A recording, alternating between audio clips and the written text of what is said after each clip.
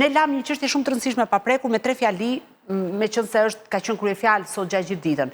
Një gazetar italian, gazetar shumë njohur investigativ, ka shkruar një libër ku flet për herë të parë për një takim në Aruba, dhe që bëhet fjalë për një takim ku ka marrë pjesë botë shqiptar të krimit, njëri prej të cilëve ai identifikon si Artur Shehu, një personazh me shumë drithie në botën e krimit, i kërkuar dhe i dyshuar nga holandezët, i Vlorës, dhe botë të tjerë, por po ashtu flet edhe për përfaqësues të lartë të qeverisë shqiptare. Pra, imagjinoni, ju thoni pse rriten çmimet. Ne kemi qeverinë dhe krimin që bëjnë takim në Aruba dhe gazetari pretendon vërtetësinë e mban ai përsipër, por unë po i referohem librit dhe pjesës që është zbardhur dhe është përkthyer në shqip, flet për mënyrën se si është bërë pazar për ta shitur Shqipërinë, dhe ndërkohë pastaj ne diskutojmë këtu pse rriten çmimet. Po për sa kohë kemi njerëz të botës krimit të këtij niveli që shkojnë në miliona dhe miliarda euro, patjetër që kjo do ndikojë automatikisht në jetën e qytetarëve. Rritje fiktive të çmimeve, blerje të apartamenteve për pastrimin e parave etj. Me radhë. Pra, qarkullimi i parave kesh në këndvështrimin tim është shkaku kryesor pse çmimet në Tiranë kanë shkuar në këtë pikë. Ylli, nuk e ka fajin në vetvete paraja kesh, se ti mund mos kesh një sistem modern të pagesave dhe Shqipëria nuk është se ka banka që të ofrojnë lehtësira të tilla, madje komisionet janë shumë të larta dhe i kemi folur dhe në çështje tjetër. Çështja është që ti nuk ta justifikoj se meqense u ndërpreva tek ajo që nisa që të sqaroja, zhvillimi ekonomik nuk ta justifikon këtë rritje të çmimeve për shkak të kërkesës së individëve. Atëherë kush po blen në Shqipëri dhe cilët janë këta që po blen? Kjo është një pikpyetje shumë e madhe se nuk e identifikojmë dot, po. Se mund të jetë ata, po. Po këta i blen prapë. Dhe kur shohim Ndërtojnë dhe i blen dhe që ka një stok kaq të I lartë. shesin dhe i pastrojnë paratë. Kur shohim që ka një stok kaq të lartë të apartamenteve të pa banuara. Jo në zonjë, sot stokus. Por në kohë, interesi për të marrë ndërtimi dhe për të ndërtuar vazhdon që të mbetet i lartë dhe çmimet rritet, atëherë ne na rezulton që rritja është artificiale dhe kjo patjetër që është në justifikon teoria e tritolit të familjeve dhe të shtresës së mesme, është në kurizë. Ti tani mos e përdor këtë të tritorit, ti vere po të la doktori dhe po fitove, po mos e përdor tani, se thot do vetë tritorin. Është një arsye më shumë për këtë qytet, Ola. Të gjithë banorëve të qytetit që vuajnë koston e lartë të ndotjes edhe të temperaturave të larta, por edhe të sëmundjeve që vinë si rezultati ndotjes, dhe është një pikpyetje shumë e madhe për pasigurinë që vetë ne, si njerëz që jetojmë në Tiranë, në Shqipëri, kemi për të ardhmen se çfarë do ndodh me këto çmime, se nëse ka rritje artificiale, nesër pas nesër mund të ndodhë edhe një krizë në tregun e pasurisë. Është gati një krizë. Po kriza nuk vjen sepse për arsye si thatë ju. Dhe për ta mbyllur me konkluzion, nëse shohim me gjithë modernizimin që ka bërë në vite, me sistemin e pagesave elektronike, me turistët që vinë dhe paguajnë kryesisht me kartë. Pra, po të shohim më përpara, para disa vitesh ne nuk paguanim dot me kartë në Shqipëri.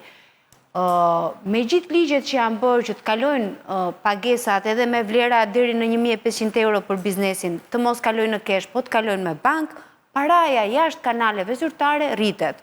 Ka qenë 2.2 miliard euro në vitin 2015, ka shkuar 4.5, pra është dyfishuar.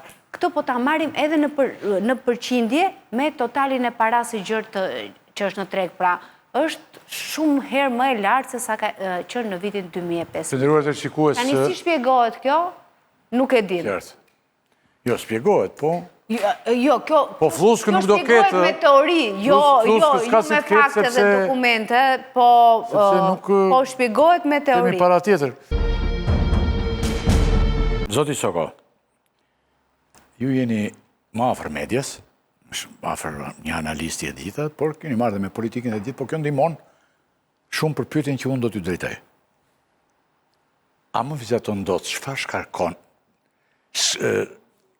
çfarë shënon shkarkimi i Erion Velis, po me penalata kështu shkurt që njerëzit ta kuptojnë sa më thjesht, së pari për të si politikan, për Partinë Socialiste dhe për kryeqytetin. Çfarë është ky shkarkim? Unë do ta nis një para nga vendi. Pesha Erion Velis ka qenë shumë e madhe si politikan. Ngarkesa e pushtetit që ai ka mbajtur mbi supe i ka dhënë gravitet jashtëzakonshëm skenën politike e publike të vendit, kështu që impaktin e parë e ka skena politike publike e vendit tonë, e Shqipërisë. Dhe në gjithë të zallamahin e madhe 35 vjeçare që ka kaluar ky vendi ynë i shkret, vendosja një standardi të tillë ku një kryetar bashkie, i cili është nominuar si ndoshta një ndër personat më të korruptuar në Shqipëri dhe të jesh personi më i korruptuar në një vend kaq të korruptuar si ky joni, më besoni që është goxha arritje e madhe. Të gjej fatin e tij ashtu si kundër drejtësitë e novelave të Dostojevski do t'ja jepnin. Që të shkojnë në fund të karrierës së tij politike i turpëruar me ngarkesa penale dhe ndoshta një periudhë burgu e gjatë e pret. Ky është një model që vendos tani.